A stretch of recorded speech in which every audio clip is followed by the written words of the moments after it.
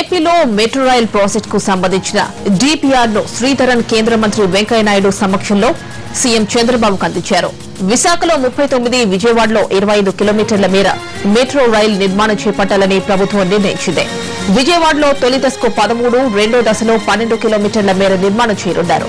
Project నిర్మాణ బాధ్యతను Delhi metro rail corporation కు అప్పగించింది ఏపీ సర్కార్.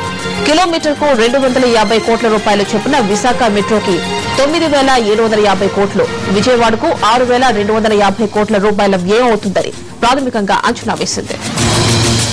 మెట్రోకు డిపిఆర్ కు సంబంధించి మరింత సమాచారం మా ప్రతినిధి రమేష్ ఆందోళన అందిస్తారు. రమేష్, డిపిఆర్ కు సంబంధించిన డీటెయిల్స్ ఏంటి?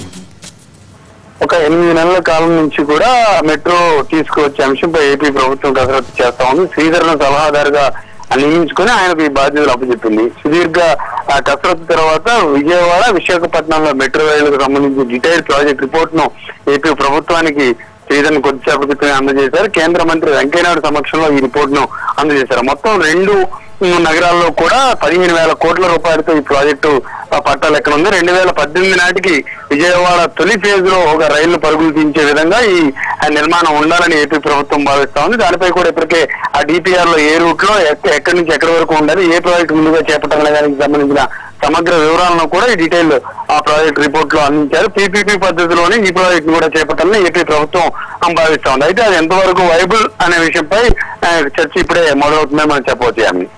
రైట్ రమేష్.